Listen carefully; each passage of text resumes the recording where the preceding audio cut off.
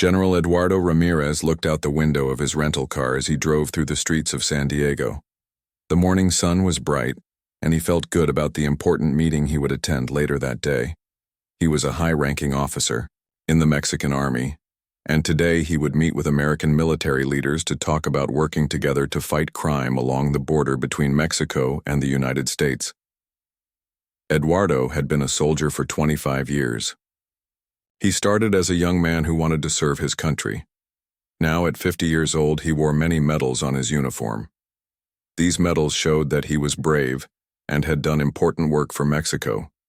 He had fought against drug gangs and helped keep people safe. Other soldiers looked up to him, and even American military officers knew his name. This trip to San Diego was very important. Eduardo and the American officers would make plans to work together. They would share information about bad people who moved drugs across the border. They would also plan joint operations where Mexican and American soldiers would work as a team. This kind of cooperation could save many lives and make both countries safer. Eduardo checked his watch. He had plenty of time before the meeting. He decided to drive around the city a little bit to see what San Diego looked like. He had been to the United States many times before, but always for quick meetings. Today he had a few extra hours to look around. As he drove, Eduardo thought about how different his life was from when he was young. He grew up in a small town in Mexico, where his father worked on a farm. His family did not have much money, but they were happy. His mother always told him to work hard and be honest. His father taught him to respect others and to stand up for what was right. When Eduardo turned 18, he joined the army. He was a good soldier from the beginning. He followed orders, helped his fellow soldiers, and never gave up when things were hard. His commanders noticed that he was special.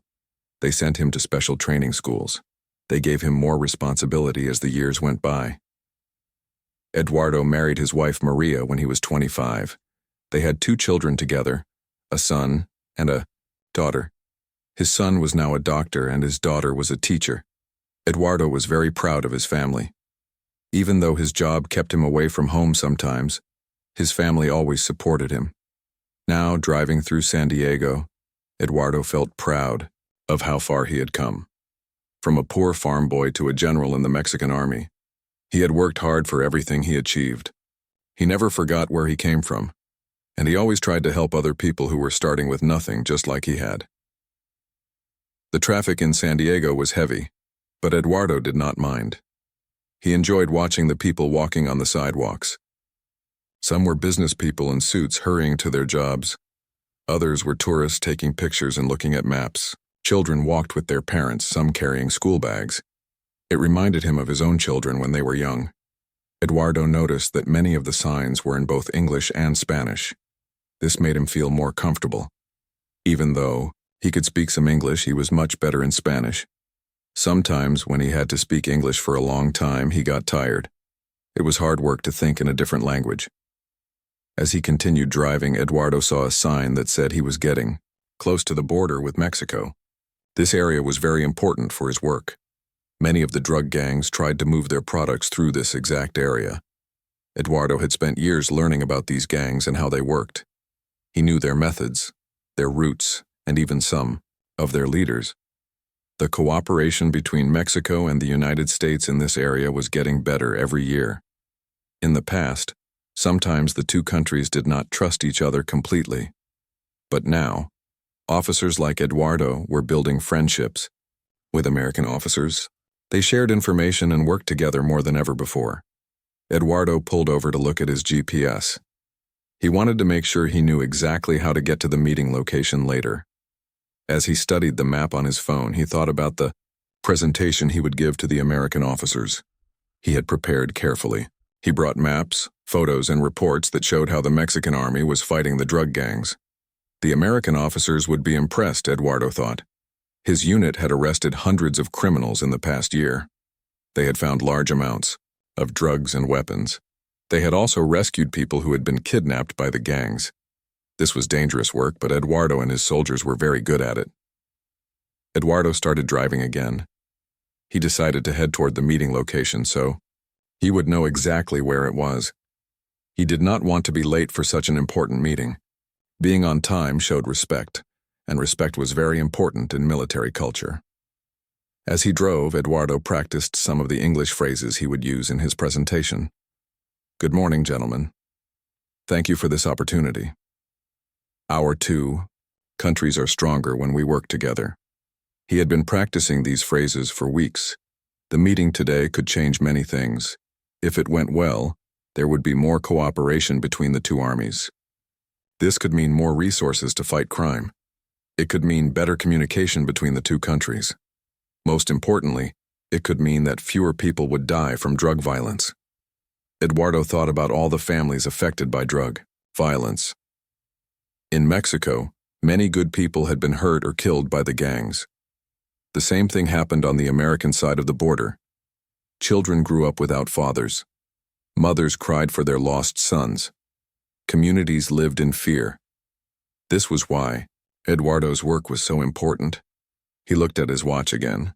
Still plenty of time. Maybe he would stop for coffee before the meeting.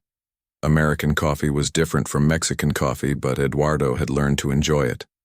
During his previous visits to the United States, American officers had always been very kind to him. They shared meals together and talked about their families. These personal connections made the professional cooperation much stronger. Eduardo smiled as he thought about how far relations between the two countries had come. His grandfather had told him stories about times when Mexico and the United States did not get along well. But now, officers from both countries worked together like brothers. The road ahead looked clear, and Eduardo felt confident about the day ahead. He had no idea that in just a few minutes, everything would change. He had no idea that a simple traffic stop would turn into one of the most difficult experiences of his military career. Eduardo saw the police checkpoint ahead and slowed down his rental car. This was normal near the border, he thought. Police often checked cars to make sure people had proper documents. Eduardo had been through many checkpoints before, in both Mexico and the United States. He was not worried at all. Two police officers stood by the checkpoint. One was tall and thin with short brown hair. The other was shorter and had a thick mustache. Both wore the blue uniforms of the San Diego Police Department. They looked serious as they watched cars approach their checkpoint. Eduardo rolled down his window as he stopped his car. The tall officer walked over to him and said something in English. Eduardo understood that the officer wanted to see his documents, but the officer spoke very fast. Eduardo tried to respond in English, but his words came out slowly and with a heavy accent. "Papers, please," the officer said again, this time speaking louder and more slowly. Eduardo reached into his jacket pocket to get his documents. He had several important papers with him. His diplomatic passport showed that he was traveling on official business. His military identification proved he was a general in the Mexican army. He also had an official invitation letter from the United States Defense Department. But as Eduardo reached for his papers, the tall officer stepped back quickly. The officer put his hand on his gun. Eduardo was confused. Why was the officer acting like Eduardo was dangerous? Eduardo was just getting his identification papers like the officer asked. "Keep your hands where I can see them," the officer shouted. Eduardo did not understand all the English words, but he could see that the officer was very upset. Eduardo slowly pulled his hand out of his jacket and showed the officer his papers. But now the second officer had also come over to the car. Both officers looked very suspicious. Eduardo tried to explain in English that he was a Mexican general. "I am general," he said. "Mexican Army. Official business." But his English was not perfect, and the officers did not seem to understand what he was trying to say. The tall officer took Eduardo's papers and looked at them. He frowned as he studied the diplomatic passport. He had never seen documents like these before. The passport was different from a regular tourist passport. The military identification was completely foreign to him. He could not read the Spanish writing on the documents. "What is this?" the officer asked, holding up the military identification. Eduardo tried to explain.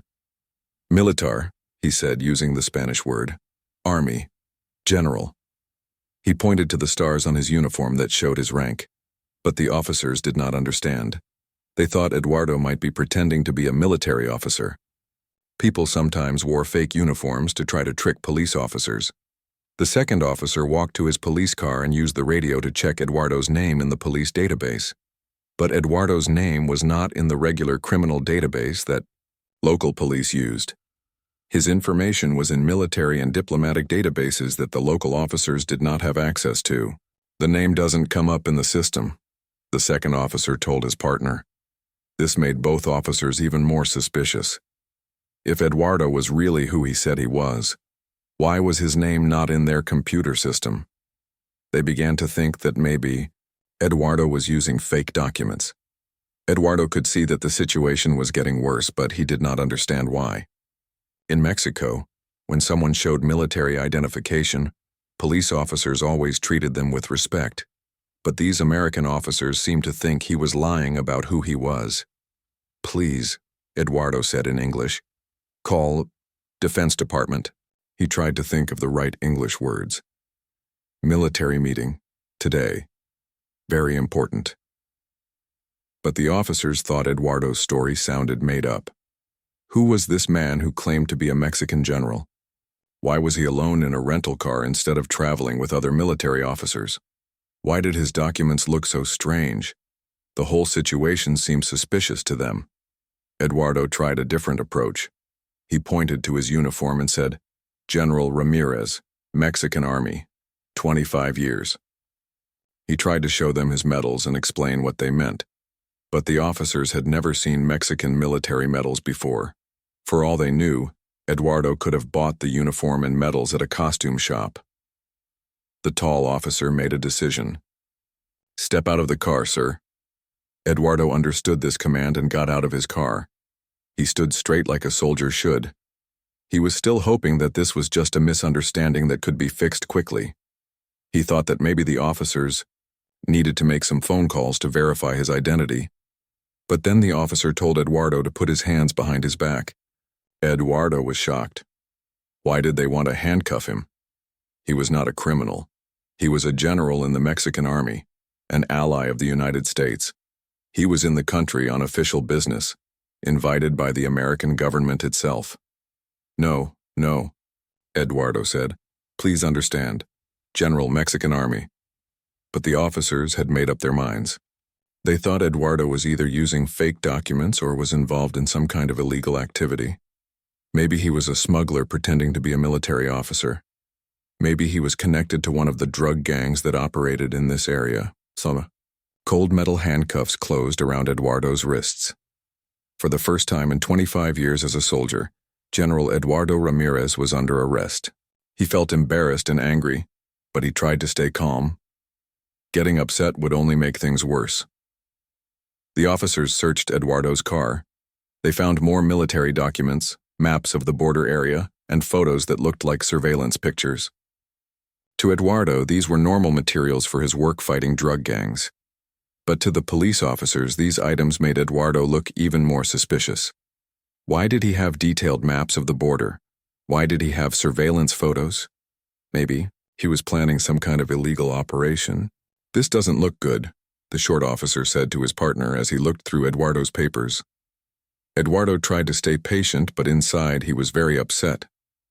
How could this be happening? He had come to the United States to help both countries fight crime. He had spent years building trust with American military officers. Now he was being treated like a common criminal. The officers put Eduardo in the back seat of their police car. The seat was hard plastic, and the handcuffs made it difficult to sit comfortably. Eduardo looked out the window and saw other drivers staring at him as they passed through the checkpoint. He felt ashamed, even though he had done nothing wrong. The police car drove toward the station. Eduardo thought about the important meeting he was supposed to attend. What would the American military officers think when he did not show up? Would they think he had changed his mind about cooperating? Would this incident damage the relationship between the two armies?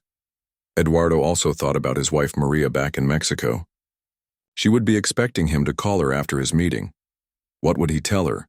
How could he explain that he had been arrested while trying to serve both countries? The police station was not far from the checkpoint. As they drove, Eduardo tried to think of someone who could help him. He knew several American military officers, but he did not have their phone numbers memorized. All his contacts were in his phone, which was now in police evidence. Eduardo closed his eyes and took a deep breath. He had been in difficult situations before. During his 25 years in the military, he had faced drug gangs, dangerous missions, and life-threatening situations. But this was different. This time his own allies had arrested him. This time there were no enemies to fight, only a terrible misunderstanding that seemed to be getting worse every minute. The police car pulled into the station parking lot. Eduardo's day, which had started with such hope and excitement, had turned into a nightmare. But he did not know that this was only the beginning. The worst was still to come. Eduardo sat in the small holding cell at the San Diego police station. The cell was cold and smelled like cleaning chemicals. There was a hard bench against one wall and a small toilet in the corner. Eduardo had never been in jail before, not even as a young man. This was a completely new and horrible experience for him. 3 hours had passed since his arrest. Eduardo tried to stay calm, but he was getting more worried every minute. His important meeting with the American military officers had already started without him. What were they thinking? Did they know what had happened to him? Or did they think he had simply decided not to come? Eduardo heard footsteps in the hallway outside his cell. A police officer appeared, but this one was different from the two who had arrested him. This officer was older, maybe in his 50s, with gray hair and kind eyes. He wore the stripes of a sergeant on his uniform. "Señor Ramirez," the sergeant said, and Eduardo was surprised to hear him speak Spanish. "Sí," Eduardo replied, standing up quickly. Finally, someone who could understand him properly. "I am Sergeant Rodriguez," the man said in Spanish. "I speak Spanish, and they asked me to come talk with you. Can you tell me what happened today?" Eduardo felt relief wash over him. Finally, he could explain everything in his own language. He would not have to struggle with English words or worry about being misunderstood. "Sergeant Rodriguez, thank God. You are here," Eduardo said. "There has been a terrible mistake. I am General Eduardo Ramirez of the Mexican Army. I am here in San Diego on official business. I have an important meeting with American military officers today." Sergeant Rodriguez listened carefully as Eduardo explained everything. He told him about the traffic checkpoint, the language problems, and how the officers seemed to think his documents were fake. Eduardo spoke quickly, eager to clear up the misunderstanding. "Let me see your documents," Sergeant Rodriguez said. Eduardo's papers were in an evidence bag. Sergeant Rodriguez opened the bag and began to examine each document carefully. Unlike the officers at the checkpoint, Sergeant Rodriguez knew what to look for. He had worked near the border for many years and had seen diplomatic passports before. The first document was Eduardo's diplomatic passport. Sergeant Rodriguez recognized the special covers and markings that showed it was real. This was not a fake passport. This was an official document issued by the Mexican government for important officials traveling on government business. Next, Sergeant Rodriguez looked at Eduardo's military identification. Even though it was in Spanish, he could read enough to understand that Eduardo was indeed a general. The photograph matched Eduardo's face. The official seals looked genuine. This was clearly a real military identification card. But the most important document was the official invitation from the United States Defense Department. Sergeant Rodriguez read it carefully. It was addressed to General Eduardo Ramirez, inviting him to attend a joint military cooperation meeting in San Diego. The letter was signed by a high-ranking American military officer and had official seals from the U.S. government.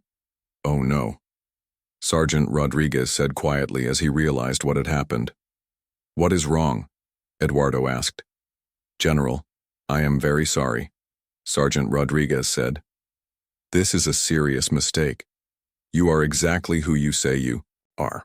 You should not be in this jail cell. You should be at your meeting with our military officers." Sergeant Rodriguez immediately called his captain. He explained the situation quickly and urgently. Within minutes, Captain Williams arrived at the jail. Captain Williams was a big man with a red face who looked very upset when he learned what had happened. "Jesus Christ," Captain Williams said when he saw Eduardo's documents.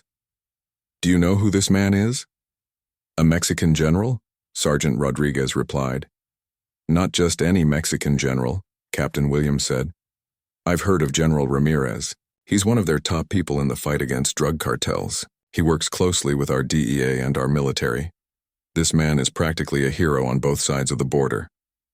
Captain Williams quickly ordered Eduardo's release from the cell. As the cell door opened, Eduardo stepped out. But he was still very upset and confused. He had been treated like a criminal for 3 hours when he should have been working with American officers to fight real criminals. General Ramirez, I am Captain Williams, the captain said in English. I am very, very sorry for what happened today.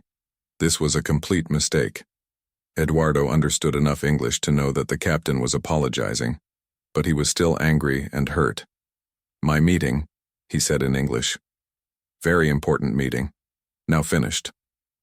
Sergeant Rodriguez translated for Eduardo, and the captain's face became even more red with embarrassment. The meeting, Captain Williams said. They must be wondering where he is. We need to contact the Defense Department immediately. Captain. Williams went to his office and made several phone calls. First, he called the military base where Eduardo's meeting was taking place. He explained what had happened and apologized many times. The American military officers were shocked to learn that their Mexican colleague had been arrested by local police. Next, Captain Williams called the Mexican consulate in San Diego. He knew that arresting a foreign military official could create serious diplomatic problems between the two countries. The consul was very upset when he heard the news and said he would report the incident to Mexico City immediately. Meanwhile, Sergeant Rodriguez stayed with Eduardo and continued to apologize in Spanish. He brought Eduardo a cup of coffee and a sandwich from the police station cafeteria. Eduardo was hungry because he had not eaten anything since breakfast, but the food tasted like cardboard to him. He was too upset to enjoy anything. General, how long have you been working with American military officers? Sergeant Rodriguez asked, trying to make conversation. Many years, Eduardo replied. We worked together against drug gangs. We saved many lives. American officers are my friends, but today... He gestured around the jail with sadness. Sergeant Rodriguez felt terrible. He could see that this incident had really hurt Eduardo's feelings. It was not just about being arrested. It was about being treated with suspicion and disrespect by the very people he was trying to help. As they talked, Sergeant Rodriguez learned more about Eduardo's work. He heard about dangerous missions where Eduardo and his soldiers had risked their lives to capture drug gang leaders. He learned about joint operations where Mexican and American forces had worked together to save kidnapped people and seize large amounts of illegal drugs. You are a brave man, General, Sergeant Rodriguez said. Your work has probably saved thousands of lives. I try to serve both our countries, Eduardo replied sadly. But today I feel like I failed. Captain Williams returned from his office with more news. General, I have spoken with your American military colleagues. They want to reschedule your meeting for tomorrow morning. They understand what happened and they are not angry with you. They are angry with us. This made Eduardo feel a little better, but he was still very disappointed. He had prepared for weeks for this meeting. He had brought important information that could help both countries fight crime more effectively. Now everything was delayed because of a misunderstanding. There is something else, Captain Williams continued. The Mexican consul is coming here to meet with you. He wants to make sure you are okay and to discuss what happened. Eduardo nodded. He knew that this incident would have to be reported to his commanders in Mexico. They would want to know exactly what happened and why their general had been arrested. Eduardo worried that this might damage his career or hurt the cooperation between the two armies. As the afternoon went on, more and more people learned about the incident. Phone calls were made between police departments, military bases, and government offices. Everyone was trying to understand how such a mistake could happen and how to prevent it from happening again. Eduardo sat in Captain Williams's office. No longer in a jail cell, but still feeling like his whole world had been turned upside down. This morning he had been a respected general on an important mission. Now he was the center of an embarrassing international incident. But Eduardo did not know that the worst part of his ordeal was still to come. Soon, News of his arrest would reach the highest levels of both governments, and the simple traffic stop would become a major diplomatic crisis. Captain Williams paced back and forth in his office as phone calls kept coming in. Each call brought more bad news about how serious this situation had become. What started as a simple arrest was now turning into a major crisis that could affect the relationship between the United States and Mexico. The first call came from the San Diego police chief. "Williams, what the hell happened down there?" the chief shouted through the phone. "I just got a call from the mayor's office. They want to know why we arrested a Mexican general." Captain Williams tried to explain, but the chief interrupted him. "I don't want excuses, Williams. I want answers. How did this happen?" "Sir, it was a language barrier problem at the checkpoint. The officers couldn't verify his identity through normal channels. His documents looked suspicious to them." "Suspicious?" the chief said. "The man had a diplomatic passport and an invitation from the Defense Department. How is that suspicious?" "Captain," Williams did not have a good answer. The truth was that his officers had made a mistake, and now everyone was trying to figure out how to fix it. The second call came from the FBI field office in San Diego. Agent Sarah Mitchell had heard about the arrest through law enforcement channels.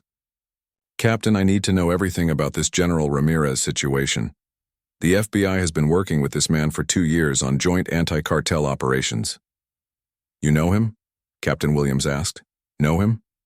"Captain, General Ramirez has provided intelligence that helped us arrest dozens of drug traffickers.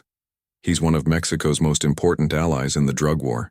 His information has saved American lives." Captain Williams felt his stomach drop. He realized that his officers had not just arrested any foreign visitor. They had arrested someone who was actively helping the United States fight crime. Agent Mitchell continued, "I need a full report on what happened, and I need it within an hour. This is going to have to be reported to Washington." The third call was the most frightening. It came from the State Department in Washington, D.C. A woman with a serious voice introduced herself as Deputy Assistant Secretary of State Jennifer Mason. "Captain Williams, I understand you have arrested a Mexican military official. Is this correct?" "Yes, ma'am, but it was a mistake. We have already released him." "Captain, do you understand the diplomatic implications of what has happened? General Ramirez is not just any Mexican officer. He is a key figure in U.S.-Mexico cooperation. His arrest could damage years of careful relationship building." Captain Williams was beginning to understand that this was much bigger than a local police matter. "What should I do, ma'am?" "First, make sure General Ramirez is treated with complete respect from now on. Second, I need a detailed report of exactly what happened. Third, you need to coordinate with the Mexican consulate to make sure this doesn't become an international incident." Meanwhile, at the military base in San Diego, American military officers were dealing with their own crisis. Colonel James Patterson was the officer in charge of the meeting that General Ramirez was supposed to attend. When Eduardo did not show up, Colonel Patterson first thought there had been a scheduling mistake. "Maybe he got lost," Colonel Patterson told his aide. "Call his hotel and see if he's there." But Eduardo was not at his hotel. His hotel room key was still with the police as evidence. Colonel Patterson began to worry that something had happened to the Mexican general. Colonel Patterson called the Mexican consulate to ask if they had heard from General Ramirez. That was when he learned about the arrest. "Your police arrested General Ramirez?" the consul asked in shock. "On what charges?" "I don't know," Colonel Patterson replied. "I'm just learning about this now." The consul was very upset. "Colonel, General Ramirez is one of Mexico's most respected military officers. He has been working with your country for years to fight drug cartels. This is a very serious matter." Colonel Patterson immediately called his commanding officer, General Robert Hayes, at the Pentagon. General Hayes was in the middle of another meeting when his aide interrupted him with an urgent message. "Sir, we have a problem in San Diego. The local police have arrested General Ramirez from Mexico." General Hayes could not believe what he was hearing. "They arrested Eduardo? Why? What did he do?" "Nothing, sir. It appears to be a misunderstanding, but it's causing major diplomatic problems." General Hayes had worked with Eduardo Ramirez many times before. He knew Eduardo personally and considered him a friend, as well as a professional colleague. The idea that Eduardo had been treated like a criminal made General Hayes very angry. "Get me the Secretary of Defense on the line," General Hayes ordered. "And call the Mexican Defense Minister too. We need to fix this situation immediately." Back in Mexico City, the news of General Ramirez's arrest was spreading through the Mexican military command. General Carlos Mendoza, Eduardo's direct superior, received the report while he was reviewing plans for a major anti-cartel operation. "What do you mean he was arrested?" General Mendoza asked his aide. "Eduardo is in San Diego for an official meeting. How could he be arrested?" "Sir, according to the report from our consul, American police arrested him at a traffic checkpoint. They thought his documents were fake." General Mendoza was furious. Eduardo Ramirez was one of his best officers and a personal friend. They had served together for 15 years and had been through many dangerous missions together. General Mendoza immediately called the Mexican defense minister. "Sir, we have a serious situation. One of our generals has been arrested by American police while on official business." The defense minister was shocked. "Arrested? On what charges?" "No real charges, sir. It appears to be a case of mistaken identity or incompetence by local police. But General Ramirez is one of our key people in cooperation with the Americans. This could damage our working relationship." The defense minister knew that the relationship with the United States was very important for Mexico's security. The two countries shared information, equipment, and strategy in the fight against drug cartels. If this incident was handled poorly, it could set back cooperation for years. "I want you to call the American Defense Secretary personally," the defense minister ordered. "Make it clear that we expect a full explanation and an apology. General Ramirez is representing Mexico, and any insult to him is an insult to our entire country." As the afternoon went on, the phone calls multiplied. Government officials on both sides of the border were trying to understand what had happened and how to prevent it from becoming a major diplomatic crisis. Everyone agreed that General Ramirez was an important ally who should never have been treated this way. The Mexican president's office was notified about the incident. The president was scheduled to meet with the American president in 2 weeks to discuss trade and security cooperation. If this incident was not resolved properly, it could cast a shadow over that important meeting. On the American side, the Secretary of Defense was briefed about the situation. He knew General Ramirez by reputation and was embarrassed that an ally had been treated so poorly. "How did this happen?" the secretary asked his staff. "Don't we have procedures to prevent this kind of mistake?" "Sir, it appears to be a failure of communication between local police and federal agencies. The local officers didn't have access to the databases that would have identified General Ramirez as a legitimate visitor.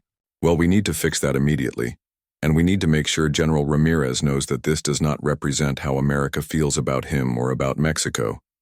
As evening approached, Captain Williams sat in his office surrounded by reports. He had to write and phone calls he had to make.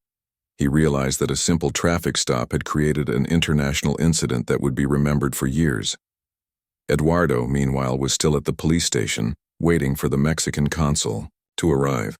He had been released from jail, but he felt like his whole world had changed.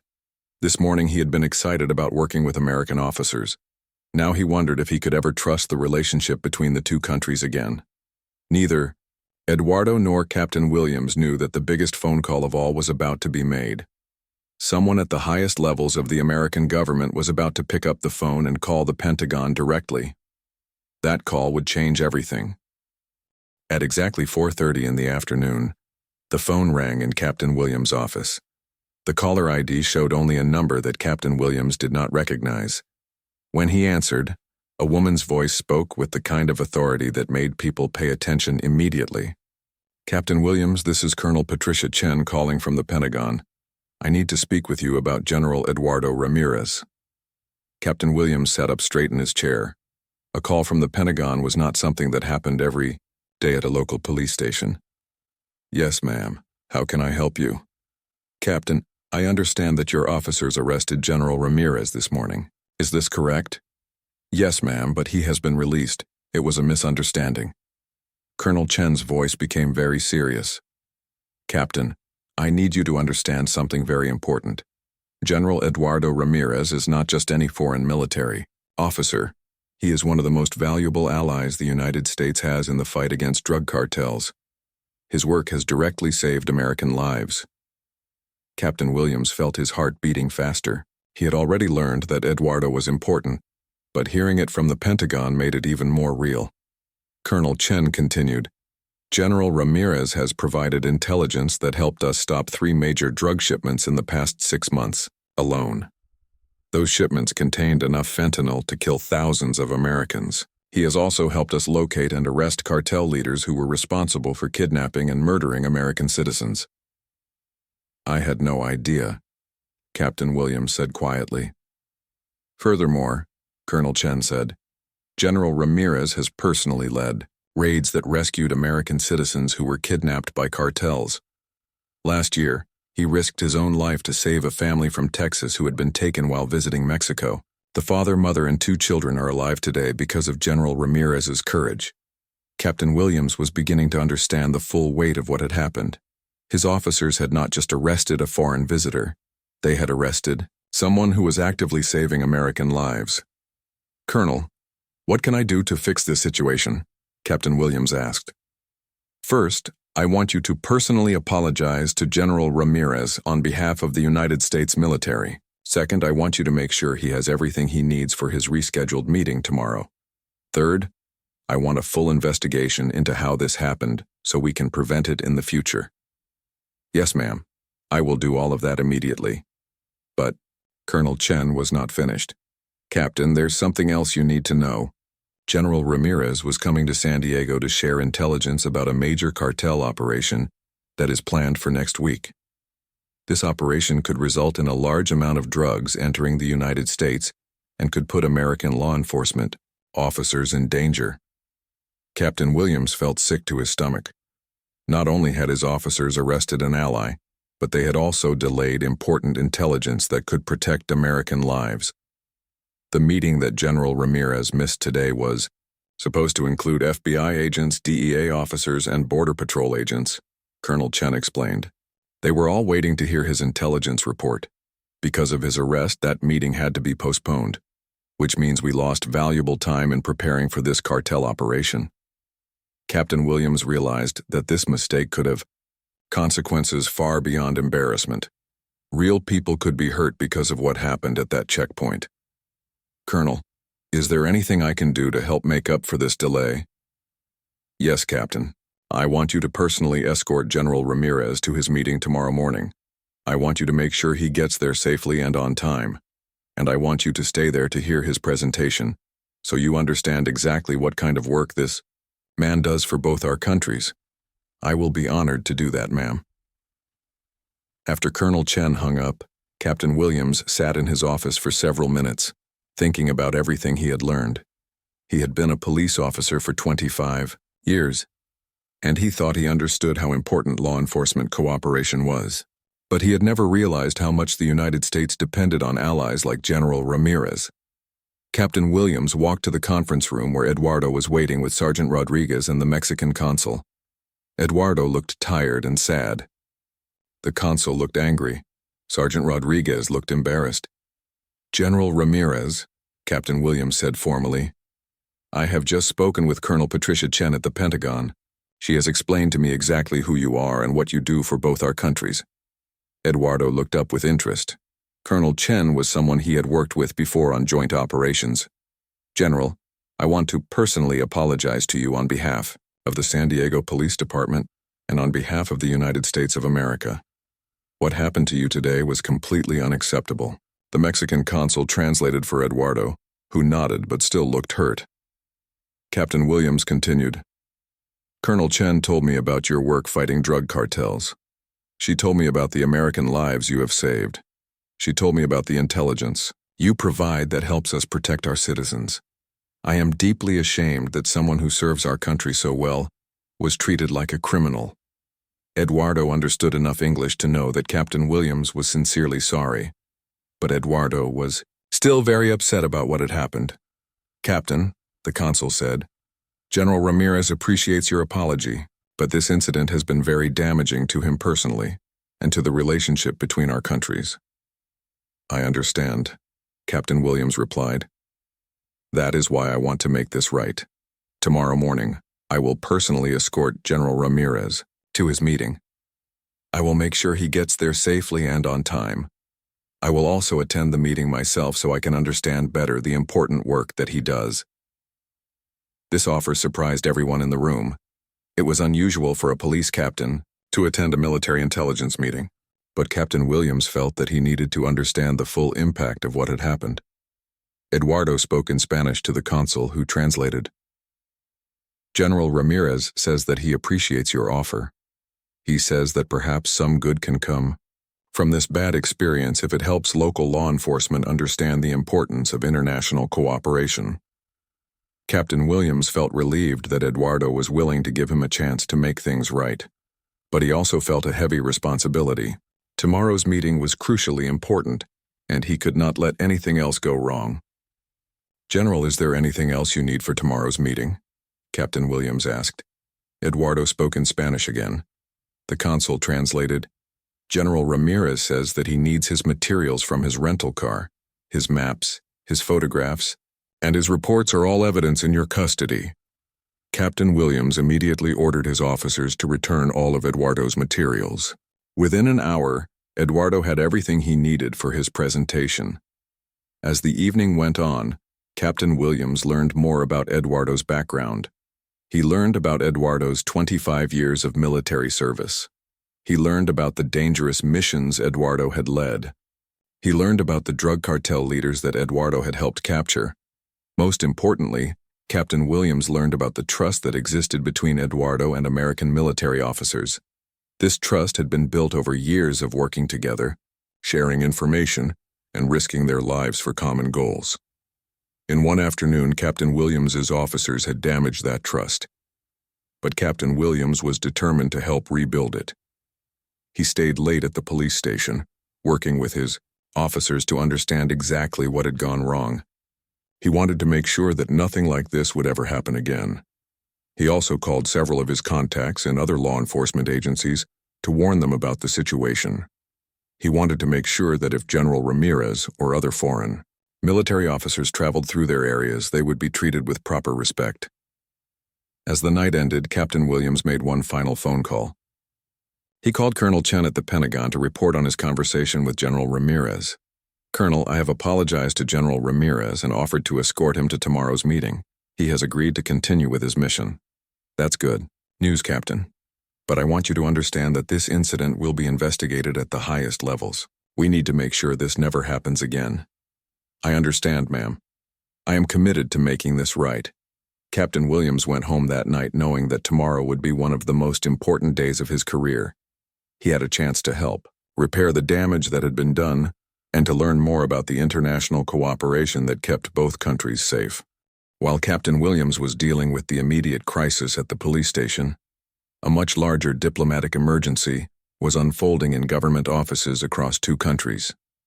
Phone lines buzzed with urgent conversations as officials tried to prevent the General Ramirez incident from damaging years of carefully built cooperation between the United States and Mexico. In Washington, D.C., Deputy Secretary of State Jennifer Mason sat in her office surrounded by briefing papers and worried advisors. The arrest of General Ramirez had created exactly the kind of international incident that diplomats worked hard to prevent. Mason had spent 15 years managing U.S.-Mexico relations, and she knew how fragile trust could be between the two countries. How bad is this? Mason asked her chief advisor, Thomas Rodriguez. Pretty bad, Rodriguez replied. General Ramirez is not just any Mexican officer. He's been featured in joint press conferences with our DEA administrators. The Mexican press knows who he is. If this story gets out to the media, it could be very embarrassing for both governments. Mason looked at the file on General Ramirez that her staff had quickly assembled. The file showed a decorated military officer who had received awards from both the Mexican and American governments for his work fighting drug cartels. He had been invited to speak at conferences in the United States. American military officers had written letters praising his cooperation and professionalism.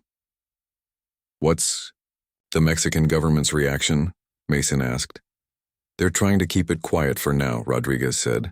But their defense minister has called our defense secretary 3 times today. The Mexicans are very upset that one of their top generals was treated like a common criminal. Mason knew that the relationship between the two countries was more important than ever. Drug cartels were getting stronger and more violent. They operated on both sides of the border and could only be stopped through cooperation between Mexican and American law enforcement. Officers like General Ramirez were essential to that cooperation. Set up a conference call with the Mexican foreign minister, Mason ordered. We need to handle this at the highest diplomatic level before it gets out of control. Meanwhile, in Mexico City, Foreign Minister Carlos Herrera was dealing with his own crisis management. He had already received angry calls from several Mexican military commanders who wanted to know why one of their generals had been humiliated by American police. How could this happen? General Mendoza asked during a heated phone call. Eduardo is one of our most respected officers. He has worked with the Americans for years. This is an insult to the entire Mexican military. Foreign Minister Herrera understood the anger, but he also knew that Mexico needed American cooperation to fight the drug cartels. The cartels had better weapons and more money than the Mexican military.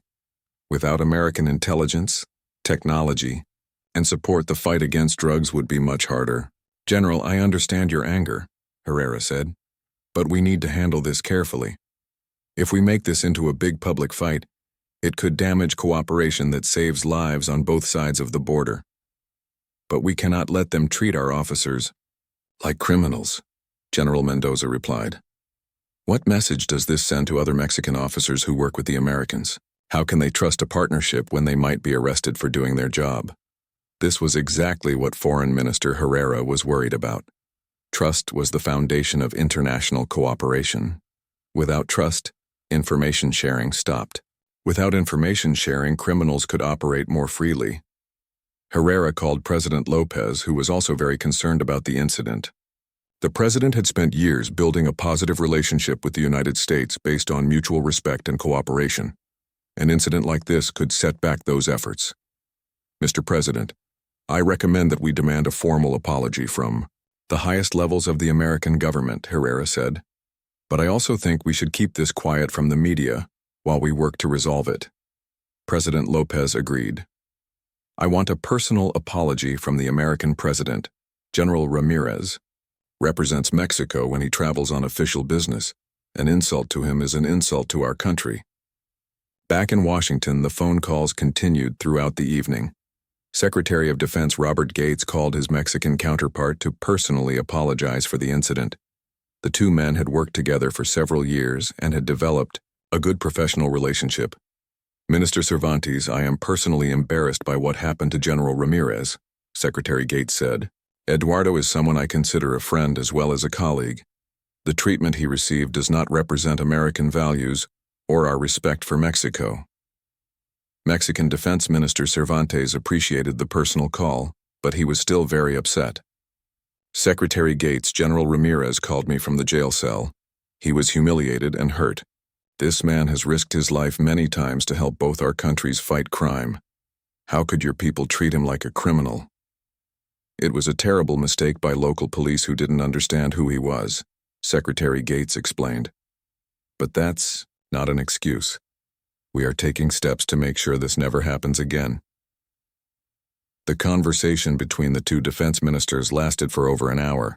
They discussed not only the immediate incident, but also the larger question of how to protect foreign military officers who were traveling on official business in both countries. At the same time, the American ambassador to Mexico was meeting with Mexican officials in Mexico City. Ambassador Sarah Johnson had been called to an emergency meeting at the Mexican Foreign Ministry. She knew that this meeting could determine whether the incident became a major diplomatic crisis or just an unfortunate mistake that was quickly resolved. Ambassador Johnson, Foreign Minister Herrera said, we need to discuss the arrest of General Ramirez. This is a very serious matter that could affect our bilateral relationship. Ambassador Johnson had been briefed about the incident during her drive to the meeting. She knew that General Ramirez was highly respected in Mexico and that his arrest could become a major news story if it was not handled properly. Minister Herrera, the United States government deeply regrets this incident, Ambassador Johnson said. General Ramirez is a valued partner in our joint efforts to fight drug trafficking. He should never have been treated this way. We appreciate your words, Ambassador, Herrera replied. But we need more than words. We need concrete actions to show that the United States respects Mexican sovereignty and Mexican officials. Ambassador Johnson knew that the Mexicans had every right to be upset. If an American general had been arrested in Mexico under similar circumstances, the United States would be equally angry. What would you like us to do? Ambassador Johnson asked. First, we want a formal written apology from your government at the highest level, Herrera said. Second, we want assurance that procedures will be put in place to prevent this from happening again. Third, we want the officers responsible for this incident to be disciplined appropriately. These were reasonable requests, and Ambassador Johnson knew that her government would probably agree to all of them. But she also knew that the real challenge would be preventing this incident from becoming public knowledge before the diplomatic issues were resolved. Minister Herrera, can we agree to keep this matter confidential while we work to resolve it? Public attention could make it harder to find a solution that works for both countries. Herrera considered this request carefully. He knew that if the Mexican media learned about the incident, there would be public pressure for a strong response that might damage the overall relationship with the United States. We can keep it confidential for now, Herrera agreed, but only if we see real progress in resolving this matter quickly. Throughout the evening, similar conversations were taking place at all levels of both governments. Military attachés at embassies were briefing their superiors. Intelligence officials were discussing the impact on ongoing operations. Law enforcement leaders were reviewing procedures for handling foreign officials. Everyone understood that the arrest of General Ramirez was not just about one man or one incident. It was about the larger question of whether two countries could work together effectively to solve common problems. Drug trafficking, human trafficking, and terrorism were threats that could only be addressed through international cooperation. Incidents like this could damage that cooperation and make both countries less safe. As the night ended, officials on both sides of the border were cautiously optimistic that the crisis could be resolved without permanent damage to the relationship. But they also knew that the real test would come the next day, when General Ramirez would have to decide whether he still trusted the partnership enough to share vital intelligence with American officers. The diplomatic scramble had prevented an immediate crisis, but the work of rebuilding trust was just beginning. The next morning, Captain Williams arrived at the police station earlier than he had in years. Today would be the most important day of his career, and he wanted everything to be perfect. He had spent most of the night thinking about what he had learned about General Ramirez and the importance of international cooperation in fighting crime. At 8 o'clock sharp, Captain Williams knocked on the door of General Ramirez's hotel room. Eduardo opened the door wearing his full military uniform with all his medals and decorations. Despite everything that had happened the day before, he looked professional and ready for his important meeting. "Good morning, General," Captain Williams said respectfully. "I am here to escort you to your meeting, as I promised." Eduardo nodded and gathered his briefcase and materials. The Mexican consul had advised him to proceed with his mission despite the previous day's incident. The work was too important to let personal hurt feelings interfere with saving lives. During the drive to the military base, Captain Williams tried to make conversation. "General, I want you to know that I have spent the evening learning about your work. I had no idea how much you have done to help both our countries." Eduardo appreciated the effort, but he was still feeling cautious. "Captain, I have worked with American officers for many years. Yesterday was the first time I was ever treated with suspicion by Americans. It was very hurtful. I understand, General, and I promise you that we are going to make changes so this never happens again." When they arrived at the military base, Captain Williams was impressed by the security and the obvious importance of the meeting. Military officers from several different agencies were waiting for General Ramirez. FBI agents, DEA officers, border, patrol agents, and Army intelligence officers had all come to hear Eduardo's presentation. Colonel Patterson, who was running the meeting, greeted General Ramirez warmly. "Eduardo, I am so sorry about what happened yesterday. Everyone here wants you to know that we have complete respect for you and for Mexico." Eduardo shook hands with each of the American officers. Many of them he had worked with before on joint operations. Despite his ordeal the day before, Eduardo felt more comfortable as he saw the familiar faces of colleagues who trusted and respected him. Captain Williams took a seat in the back of the room, as Colonel Chen from the Pentagon had requested. He wanted to observe and learn about the kind of work that General Ramirez did. Eduardo began his presentation by showing detailed maps of the border region. He explained how drug cartels were planning to move a large shipment of fentanyl through a specific area in the next week. He had photographs of the trucks they would use, the routes they would take, and even the faces of some of the people involved. Captain Williams was amazed by the detail and quality of the intelligence that Eduardo provided. This was not just general information about crime trends. This was specific, actionable intelligence that could save lives and prevent drugs from reaching American communities. Eduardo also shared information about cartel leaders who were planning to expand their operations into new American cities. He had learned about these plans through sources inside the cartels who trusted the Mexican military, but would never trust local American police. As the presentation continued, Captain Williams began to understand why the Pentagon had been so concerned about Eduardo's arrest. The intelligence he was sharing could prevent multiple crimes and protect both Mexican and American citizens. Any delay in sharing this information could have serious consequences. After Eduardo finished his presentation, the American officers asked many questions and began planning joint operations based on his intelligence. Captain Williams watched as Mexican and American officers worked together like members of the same team, sharing information and coordinating strategies.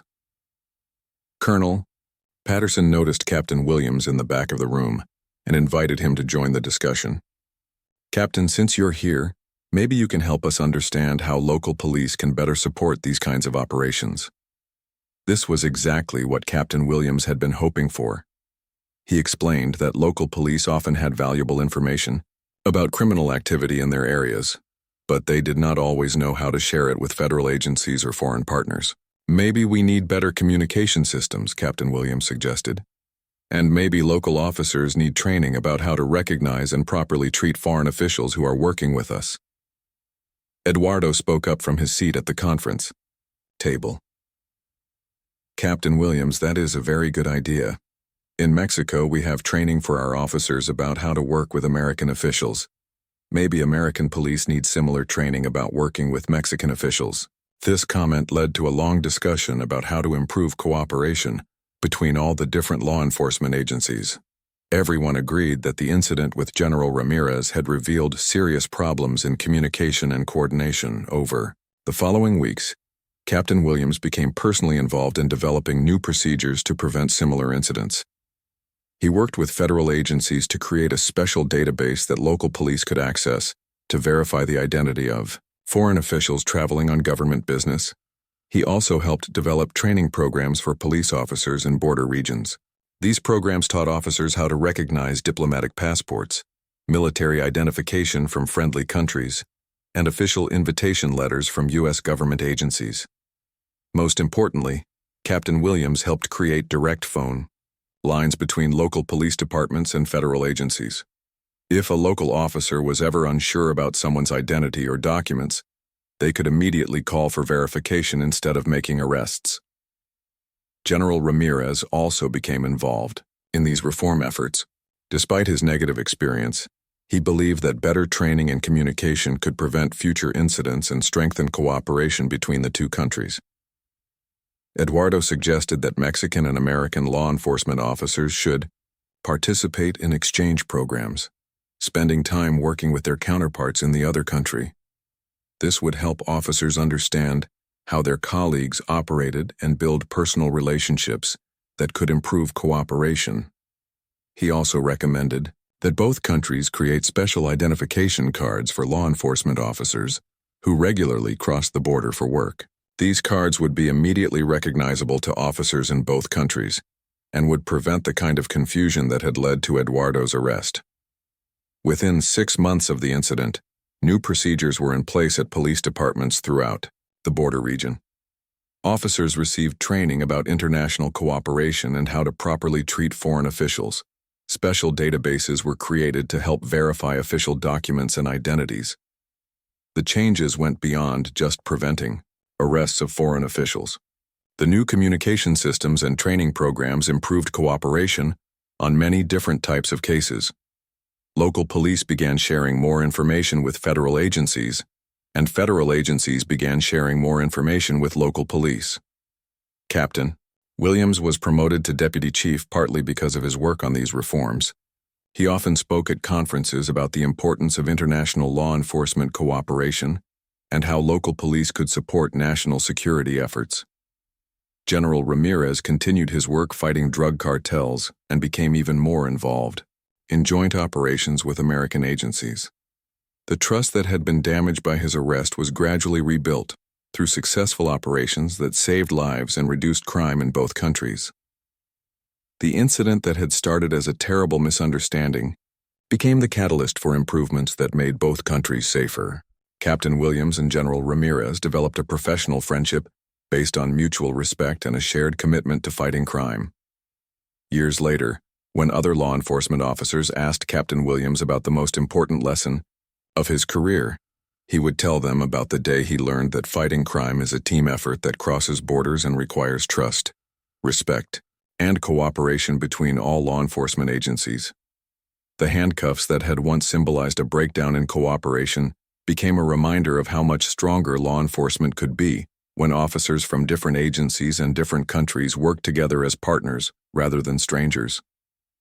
2 years after his arrest in San Diego, General Eduardo Ramirez stood in a conference room at the Pentagon, briefing top American military and intelligence officials about the most successful anti-cartel operation in the history of U.S.-Mexico cooperation.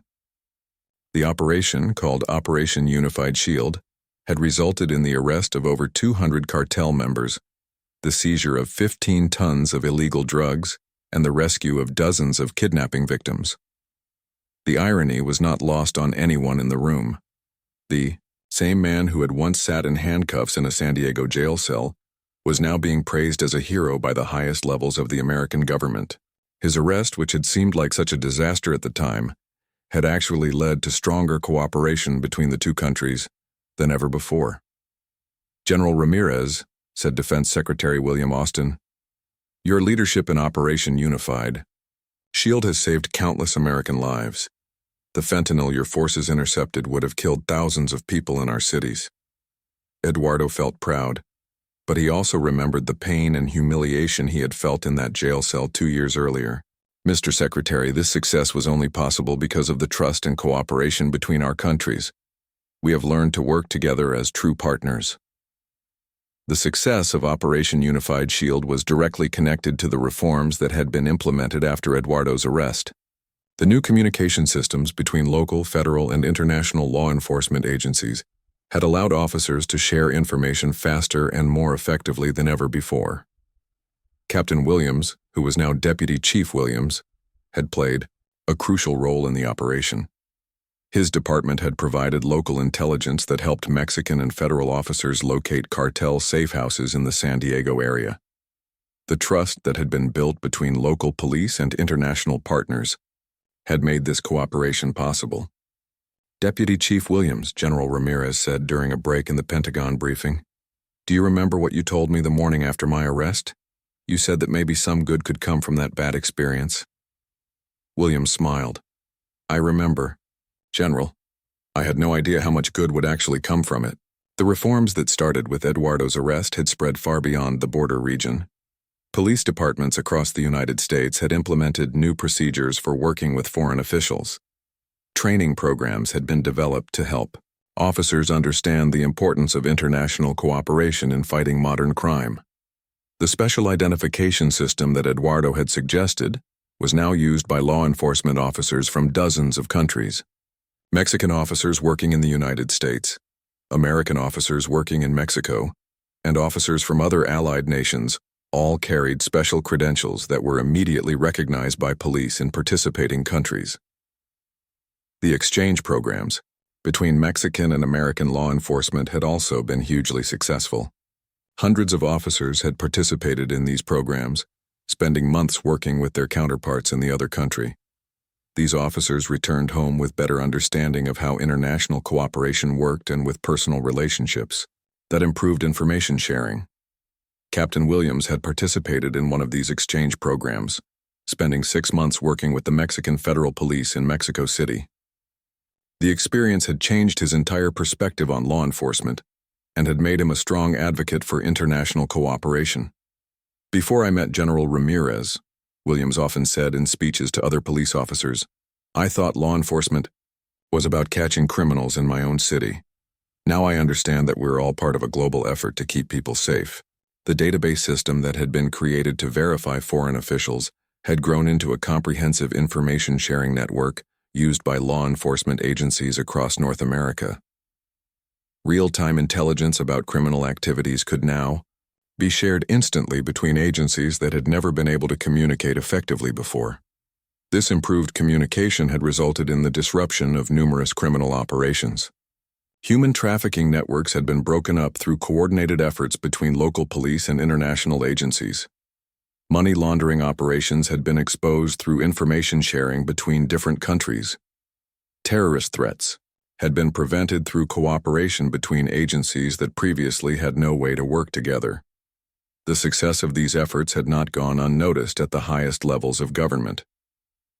President Martinez of Mexico and President Johnson of the United States had both praised the improved cooperation between their countries' law enforcement agencies. "The partnership between Mexico and the United States in fighting crime has never been stronger," President Martinez said during a joint press conference with President Johnson. "Our officers work together as brothers and sisters in the fight against those who would harm innocent people." President Johnson agreed. "The criminals don't respect borders, so neither can our law enforcement efforts. The cooperation between our countries has made both nations safer and more secure." General Ramirez had been promoted twice since his arrest in San Diego. He now served as the Director of International Cooperation for the Mexican military, a position that had been created specifically to manage the growing partnership with the United States and other allied countries. In this role, Eduardo oversaw dozens of joint operations each year. He worked with American agencies on everything from drug interdiction to counterterrorism to disaster response. The personal relationships he had built with American officers had become the foundation for institutional cooperation between the two countries. Deputy Chief Williams had also advanced in his career, largely because of his expertise in international law enforcement cooperation. He had become a national expert on border security issues and was frequently asked to speak at conferences and train other police departments. The friendship between Eduardo and Williams had grown over the years. They regularly communicated about ongoing cases and often met at joint training exercises and conferences. Their partnership had become a symbol of how personal relationships could overcome institutional barriers. "You know," Eduardo said to Williams during one of their meetings, "I used to be angry about what happened that day at the checkpoint, but now I think it was one of the most important things that ever happened to both of us." Williams nodded. "It taught me that we can't just think about our own jurisdictions anymore. Crime is international, so law enforcement has to be international too."